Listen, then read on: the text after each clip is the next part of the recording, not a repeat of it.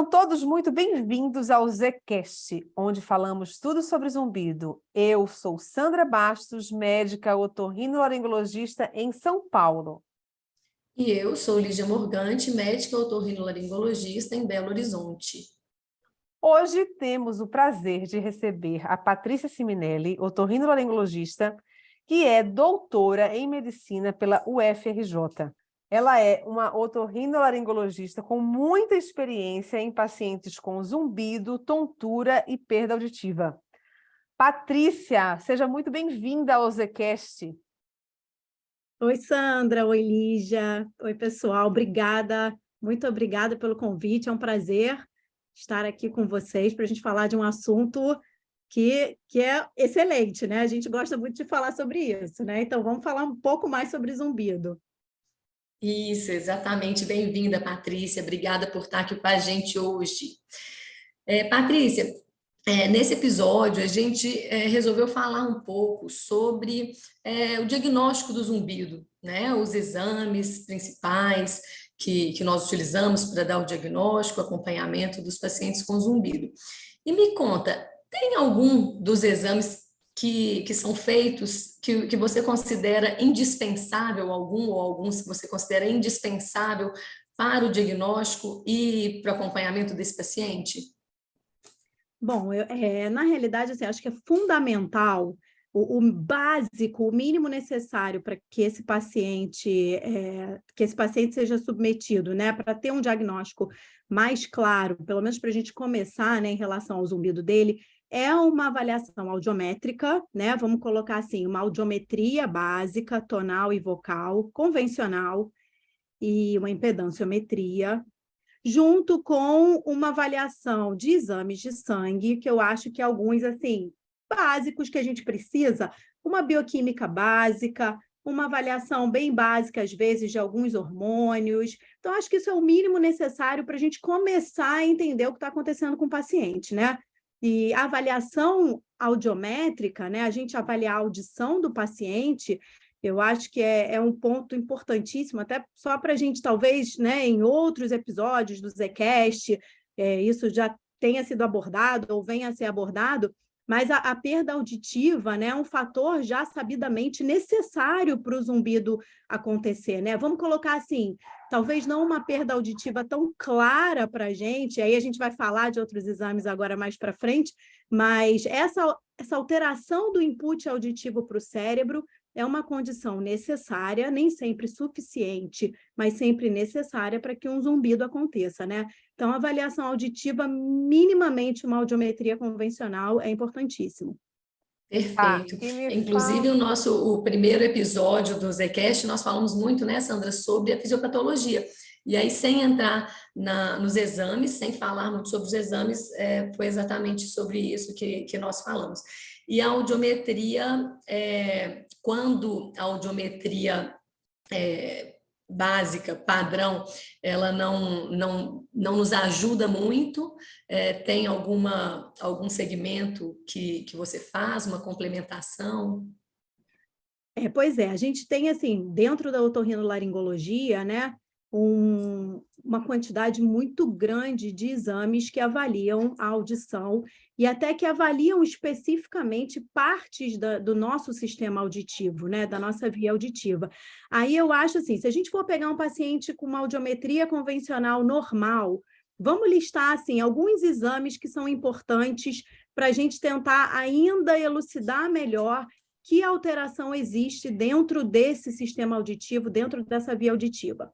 Acho que um primeiro exame que é importante, que seria interessante, né, de ser solicitado nesses casos, seria a audiometria de altas frequências.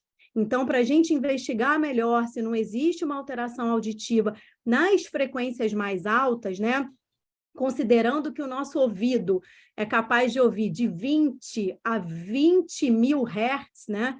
Claro que a gente, infelizmente, não consegue avaliar isso tudo com exames, mas para altas frequências, vamos dizer assim, a audiometria convencional, a gente avalia até 8 mil hertz, e existem alguns equipamentos que conseguem avaliar frequências mais altas do que isso, até 20 mil, né? 12,5, 16 mil, 18 mil, até 20 mil, alguns equipamentos. Então, acho que seria importante uma avaliação uma audiometria de altas frequências nesses casos. Um outro exame bastante interessante é o exame de otoemissões acústicas. Ele é um exame que avalia uma parte específica do nosso ouvido, que vai avaliar as células ciliadas externas, né? Então, uma porção do nosso ouvido. E um terceiro exame legal também, que seria bem legal da gente pedir nesses casos, é o exame de potencial evocado auditivo, né? Chamado PEAT, potencial evocado auditivo de tronco encefálico, que também vai avaliar uma outra parte da nossa via auditiva, né? Então, o caminho que esse som faz, vamos dizer assim, desde o nervo, passando pelos núcleos cocleares, até chegar em áreas do tronco cerebral. Então, acho que seria uma boa complementação em casos de exame convencional normal. Então, só para a gente dar uma resumida aqui, para ficar um pouco mais claro para quem estiver nos ouvindo aí, né, em algum momento, que assim, a audiometria ele é um exame que ele é fundamental, só que nem todas as vezes ele vai vir alterado, né? Então, assim, apesar da associação de perda de audição ser muito alta com os pacientes com zumbido, parte desses pacientes vão vir com esses exames dentro da normalidade. Mas isso não significa que aquela via, né, que aquela audição está íntegra, na sua integridade, né? Ela está totalmente funcional na sua integridade.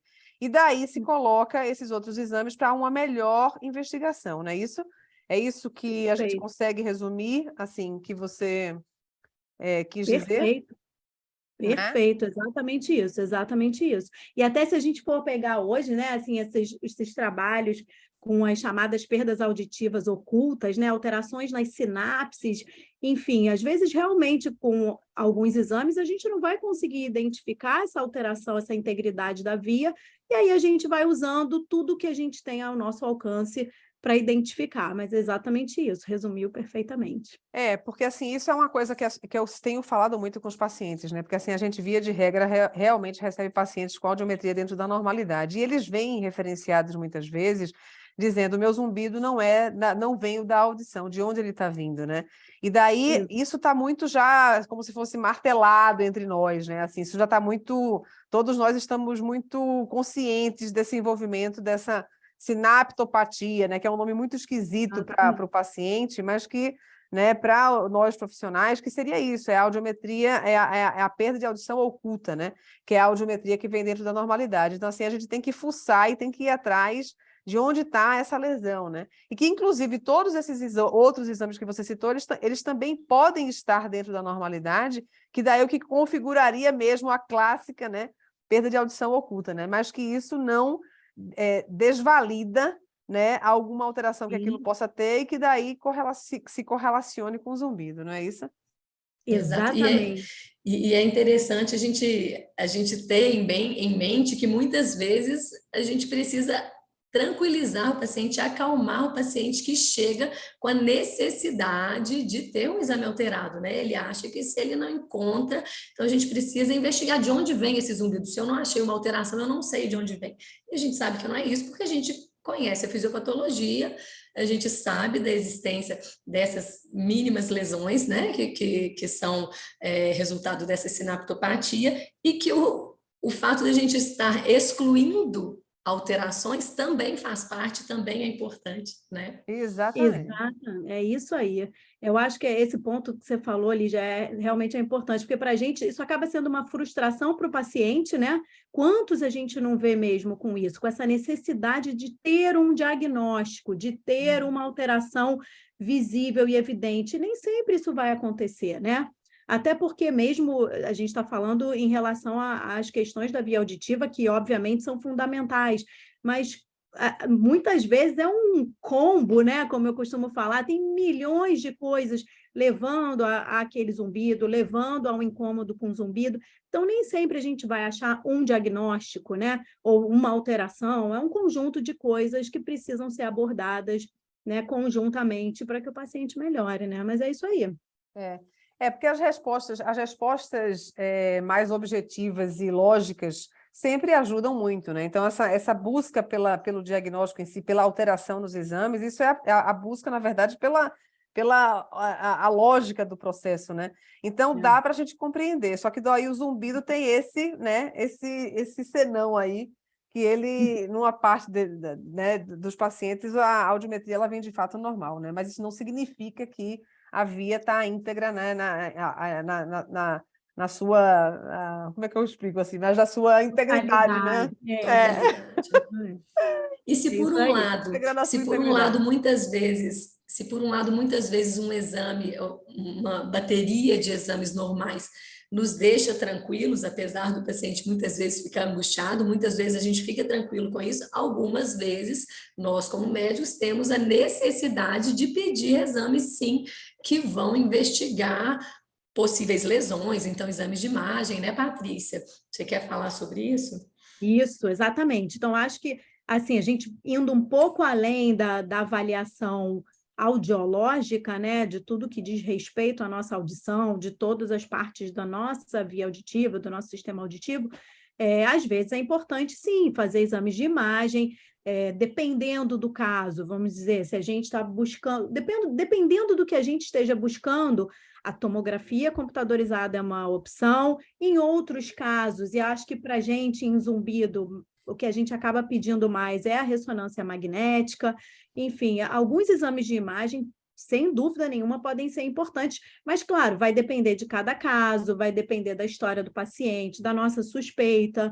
Então, a gente tem também um bocado de exames aí para outros que não só da audição, para pedir para o nosso paciente, se a gente achar relevante. Outro exame de imagem que talvez valha a pena a gente mencionar é a própria tomografia computadorizada, né? Quando existe motivo para que esse exame seja solicitado, né? Então, assim, Exatamente. né? Então, isso não nós que trabalhamos com pacientes com zumbido, na maior parte das vezes a gente não solicita porque o paciente ele vem com isso, com áudio normal ou com áudio que não justifique a solicitação desse exame, né? Mas, assim, a gente recebe e daí ele vai ter o espaço dele também, né? Para confirmações diagnósticas, né? Né?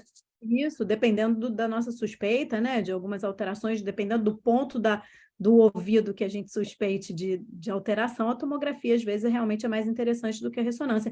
E não esquecer também, gente, assim, só um detalhe que não é o mais comum que a gente vê, mas, por exemplo, os zumbidos pulsáteis, né? Talvez a gente precise de uma avaliação de imagem um pouquinho mais específica do que só uma imagem habitual que a gente pede para investigar outras coisas, né? Então, aí também tem um papel legal dos exames de imagem, né? Exatamente. E o exame que é o exame do zumbido. Existe o exame do zumbido, né, Patrícia? Ele tem um nome muito esquisito que os pacientes chegam e ficam, meu Deus, que exame é esse que você vai me pedir? Ele tem um nome que chama acufenometria. Você quer comentar um pouco sobre esse exame e falar um pouco da importância dele para a gente? Vamos lá. A acufenometria, eu acho que é a forma da gente, apesar de ser um exame também subjetivo, né? O zumbido já é subjetivo em tudo, né? O exame do zumbido, a medida do zumbido, ainda que subjetivo, é uma forma, acho que é a melhor forma da gente conseguir palpar um pouquinho mais as características do zumbido do paciente, né? Então, o exame nada mais é do que uma medida do zumbido. E aí a gente vai medir alguns pontos, né? Primeiro ponto que a gente vai medir é a frequência do som do zumbido, ou o tipo do som do zumbido, né? Se ele parece um apito, se ele parece um chiado, se eu consigo identificar exatamente em que tipo de frequência sonora ele está. Depois a gente vai tentar medir a intensidade dele, né? Então, a gente vai tentar ver que, aumentando devagarzinho o som, o exame é todo feito dentro de uma cabine de audiometria. É importante, só um detalhe, que a gente saiba como é a audição desse paciente naquela frequência, enfim, específica que a gente está medindo o zumbido. Então, às vezes, a gente precisa fazer uma audiometria de alta frequência. Vamos dizer que o zumbido do paciente seja em 16.000 Hz. Eu preciso saber o quanto ele escuta em 16.000 Hz para medir a intensidade do zumbido, né? Mas, enfim, voltando, a gente então já identificou qual é o tipo de zumbido, em que frequência ele está, a gente vai identificar a intensidade dele, né? Que o paciente vai comparar com o barulho que eu vou dando no audiômetro, né? Naquela frequência que ele identificou. E depois eu posso ainda fazer uma terceira medida, que é o nível mínimo de mascaramento, né? É o quanto eu também preciso de som, de volume de som, de intensidade, para mascarar, para fazer aquele zumbido sumir, né? Vamos dizer assim, basicamente são essas três coisas que a gente vai medir. E aí, com isso, a gente consegue tornar esse zumbido um pouco mais palpável para o paciente, né? Ah, eu tenho um som numa frequência, no meu, vamos dizer, no meu ouvido direito, numa frequência de 8.000 Hz, que tem uma intensidade de 10 decibéis e um nível mínimo de mascaramento, enfim, vamos dizer, de 12, de 13 ou quanto for. Né? Então, eu consigo minimamente palpar. Agora, é um exame, minha experiência particular, eu até falo muito isso, quando eu fiz o doutorado, eu avaliava todos os doentes em tudo, né? Até inclusive na acufenometria. E como é difícil para o paciente, às vezes, identificar, né? Mascarar, identificar o tipo de som, identificar a intensidade do som. Às vezes o zumbido é muito variável, né? Flutuante ao longo de um dia ou ao longo de 2 dias.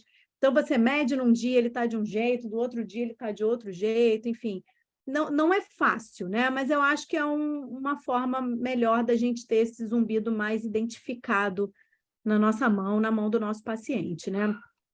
Ele é um exame muito funcional, né? É um exame que ele vale para aquele dia quase, né?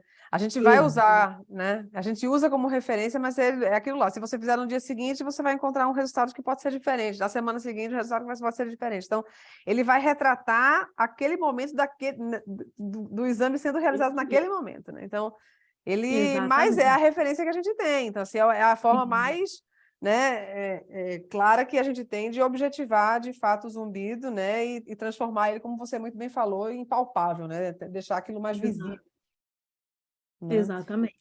Para alguns pacientes, eu acho que é uma opção, mas tem alguns pacientes que precisam, né, gente, de ter algo assim, que ele consiga se referir e ser realmente palpável.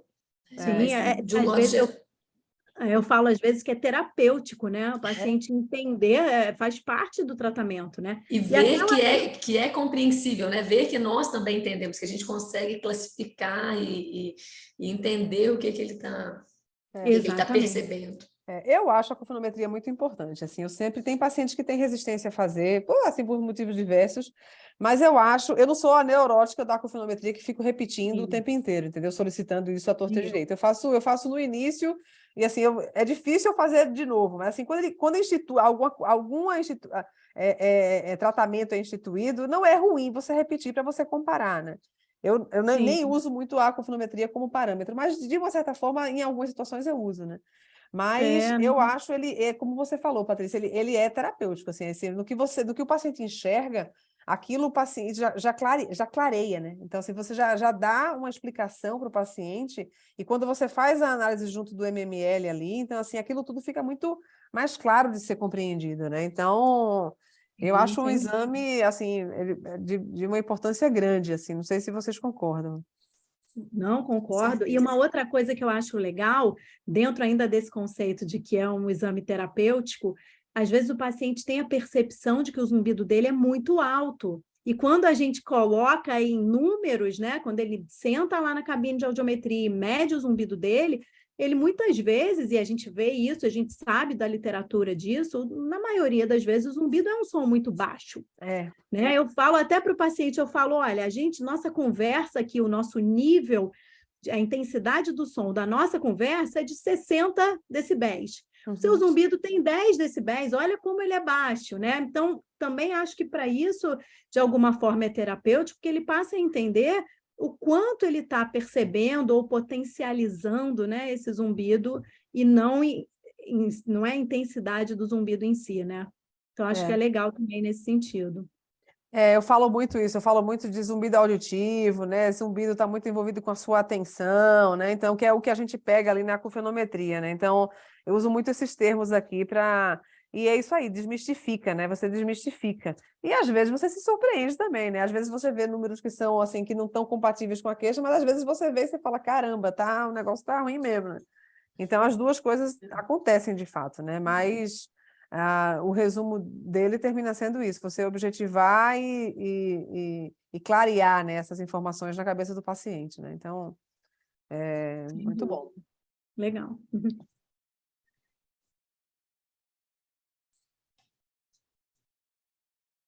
Patrícia, além desses exames que nós já comentamos, existe mais alguma avaliação, seja complementar, seja para complementar na investigação, seja no acompanhamento, algum exame que seja uma ferramenta útil, que você acha que na prática vale a pena a gente ter em mente, que pode nos ajudar? Olha, eu vou citar aqui, eu acho que talvez a gente não precise se aprofundar muito nisso, né? Que eu acho que é uma coisa bem específica, mas a Sandra falou dessa questão da atenção auditiva, e a gente pensando, né, no quanto o zumbido desorganiza um pouco algumas das nossas habilidades auditivas, né? Em relação à atenção, à concentração, principalmente, um exame bem interessante, assim, ele não é um exame muito disponível, não é qualquer profissional, né, que sabe fazer, enfim, ou qualquer lugar que tenha ele disponível para ser feito, mas é uma avaliação do processamento auditivo central, né, de como e aquela história que a gente escuta muito, né? A gente ouve com o nosso ouvido, mas a gente entende, processa aquela informação no nosso cérebro, né? Então, como é que o nosso cérebro está processando essa informação auditiva, né?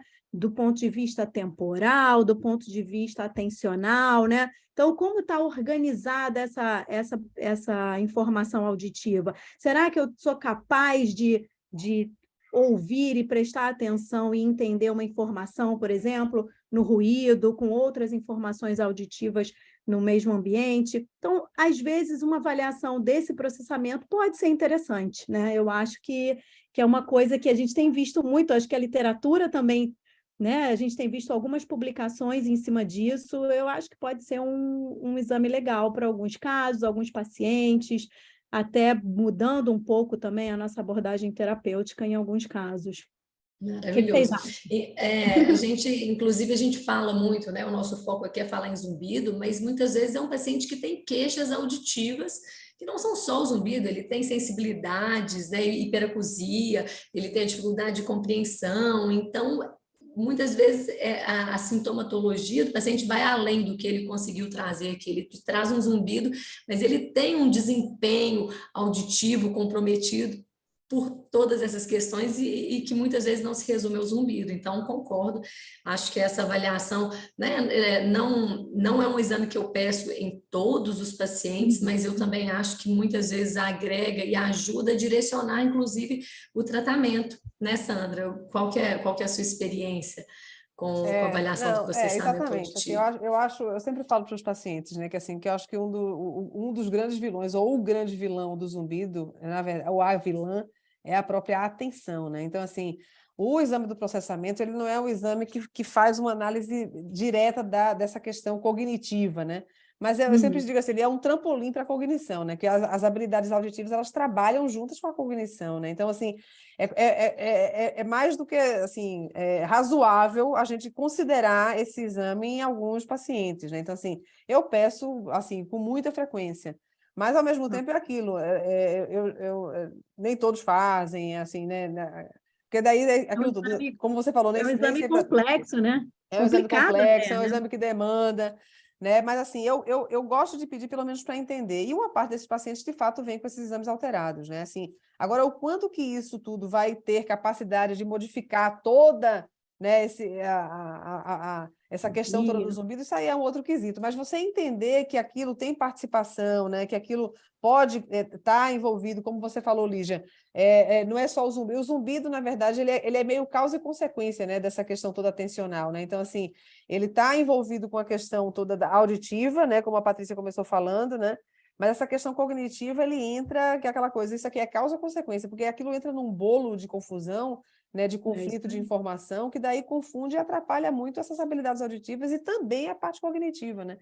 Então, assim, é um exame que ele tem que ser considerado, mas, ao mesmo tempo, assim, ele não é, assim, se tiver que comparar a audiometria, né, a relevância da audiometria com o exame do processamento auditivo central, a audiometria ela é muito, muito mais importante, eu diria, né, Patrícia, do que o Sim, exame sem de dúvida. processamento. Mas ele vai completar o raciocínio em muitos cenários, né? Então, Em assim, alguns casos, né? Em muitos exatamente. casos ele vai agregar. Então, assim, eu ainda acho que a parte cognitiva aí ela vai vir aí nesses próximos anos como clareando muita informação do que a gente deva fazer com pacientes com zumbido, sabe? Porque assim, ainda acho que essa parte atencional é mais vilã do que a parte psíquica mesmo, né? A parte emocional, que o paciente muitas vezes se coloca em sofrimento com o zumbido, né? Mas, assim, o fato do paciente perceber aquilo, né, da forma como ele percebe, né, então, e todo o comprometimento que isso pode ocasionar no paciente, isso tudo tem muito impacto, né, nesses pacientes, né? Em alguns deles, né, mas tem, né? Com É, certeza. É o que faz ser tão variável, né? O zumbido de um indivíduo para o outro, em uma situação para outra, né? A Exatamente. complexidade do zumbido vem daí, né? Vem daí. Organizar fluxograma de fisiopatologia, de investigação diagnóstica, isso é tranquilo. A dificuldade toda vem nessa forma, nessa manifestação que é muito individual, né? De atencional, cognitiva e reação, né? De cada indivíduo. A e a gente está falando até percepção. dos exames, claro, enfim, não num contexto, a gente aqui está falando de uma coisa mais prática, mas até, quem sabe, né, alguns outros exames de eletrofisiologia parecidos com aquele que a gente citou, né, de potencial evocado, o mais básico, né, que é o PEAT, que é de curta latência, mas outros potenciais podem ajudar também, né, nessa avaliação de cognição. Acho que não para a gente colocar aqui de forma nenhuma como um exame de rotina, ainda é muito de pesquisa, mas é um futuro aí, né, para a gente entender melhor. Eu tenho uma figura no meu computador, no consultório, que de algum desses artigos, enfim, de fisiopatologia do zumbido, que mostra, né, o cérebro, todas as áreas ativadas no zumbido e todas elas conectadas com 1000 setinhas uma com a outra, né? O quanto a gente tem de ativação desse networking aí, dessa rede neural, uma coisa, né, ligada à outra, 1000 áreas do nosso cérebro trabalhando juntas para fazer o zumbido acontecer, para fazer você prestar atenção nele, para fazer ele se tornar mais incômodo, né? Então, como que a gente precisa trabalhar no cérebro a complexidade mesmo do sintoma com o qual a gente está lidando, né? E quanto mais você investiga, mais clareza você traz para o paciente, né? E até para a gente também, né? Porque aí você fica com ferramentas mais robustas para poder indicar o que o paciente precisa fazer, né? Assim, isso ajuda muito Exato. do ponto de vista de conduta, né? Então, esses exames, eles clareiam não só do ponto de vista do entendimento do zumbido, né? Onde está o problema, mas eles ajudam na conduta também, né? Sim, até individualizar, né, o tratamento, aquela história que a gente sempre fala, né, dos subgrupos, vamos tentar ver qual é o melhor tratamento para cada um dos pacientes, dependendo das alterações que ele tem nos exames, né, enfim, é isso aí. Exatamente. Os exames agregam muito, né? Até quando eles vêm normal, eles também agregam informação, né? Então, o fato da normalidade também traz, isso é uma informação, né? De qualquer forma, né? Então, isso pode não trazer muito conforto para o paciente, porque ele quer a objetividade ali, né? Desses resultados, né? Mas isso para a gente também né? Isso fala de função, né? De organização, né? De uma certa forma, né? De tudo que está sendo, como você falou aí, desse networking todo, né? Que é todo muito Sim. complexo e todo muito ativado no paciente que tem zumbido, né? Exatamente. E aí a gente entra naquela história, né, que a gente sempre fala, a gente recebe um paciente com zumbido, existem duas coisas importantes, né, que é definir um diagnóstico, fazer exames para identificar possíveis causas que mereçam uma atenção e um tratamento específico, e o outro que acaba sendo onde a gente gasta mais energia, que é o tratamento do zumbido como sintoma, né, e aí que tem que ser muito individualizado mesmo, né? Então é isso. Né? Eu acho que a gente conseguiu passar aí por todos os exames Acho que mais, sim. né, que a gente mais usa na nossa prática. Né? Acho que a gente fez um resumo, né, que para as pessoas que forem aí nos ouvir, estiver nos ouvindo, elas vão conseguir, assim, espero, né, pelo menos que a gente tenha clareado aí um pouco das dúvidas, né, que elas possam ter em relação a que exames seriam importantes, né, no caso delas, né. Então, foi muito bom. Então, nós estamos chegando ao fim, infelizmente, desse nosso bate-papo maravilhoso, que eu não falei, mas a Patrícia, além de ser otorrinolaringologista, ela é uma amiga, né, de longa data, né? A gente só não pode falar de muito longa data, porque senão a gente denuncia a nossa idade, né, Patrícia? A gente tem uma carinha aqui Pois é. de menina, mas a gente já tem um tempinho Amigas, aqui. companheiras de congressos e, né, ótimo. Exatamente, exatamente. Então, a Patrícia é uma super querida aqui nossa, né? Porque nós moramos em cidades nós três, inclusive, né, Lígia, também, mas estamos aqui todas unidas aqui pelo zumbido, pelo entendimento e benefício aí que a gente possa trazer para os nossos pacientes, né? Mas estamos unidas pelo zumbido e nos vemos quando podemos, né, nos congressos aí, né? E trocamos muitas ideias virtualmente, sempre, né? Sempre, Ai, exatamente. sempre. Aí eu Ah, queria só saber se vocês querem fazer algum comentário, algum recado. Patrícia, que é a nossa convidada especial aqui desse nosso Zcast de hoje, falando sobre diagnóstico. Se você quer deixar algum recado, alguma mensagem para quem estiver nos ouvindo.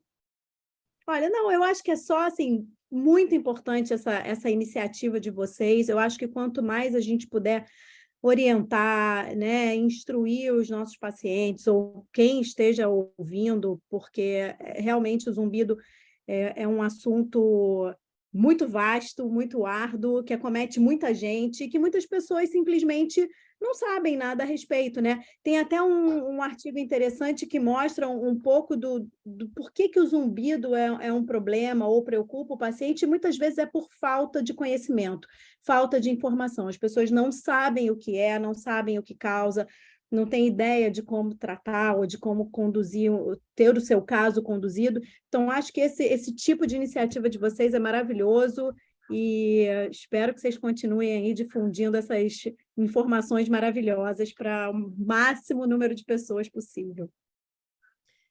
obrigada, Patrícia. Muitíssimo obrigada por estar aqui hoje conosco. Acho que foi sensacional. Acho que o papo foi muito rico e acho que a gente conseguiu trazer o que era o objetivo, que era orientar, né, passar por todos esses exames que existem, que são ferramentas úteis, e trazendo mais esse conhecimento aí para o nosso ouvinte, né, Sandra? Exatamente, Eu também gostaria de agradecer, foi uma delícia, foi um bate-papo, acho que assim, super rico, né? E espero que exatamente isso que eu falei antes, assim, clareie aí a cabeça, né, de quem estiver nos ouvindo. Meu super obrigada, um beijo enorme, e nós nos vemos Obrigada a muito, vocês. muito em breve, né? No próximo congresso que tiver do Zumbido, que a gente vai se ver em junho aí. Então, meu muito Exatamente. obrigada. Obrigada a vocês, gente. Podem contar comigo aí quando precisarem, Tá tá joia. bom? Um Um beijo beijo. grande. Um beijo grande Tchau, para vocês. tchau, beijo. Beijo também. Beijão. Tchau, tchau.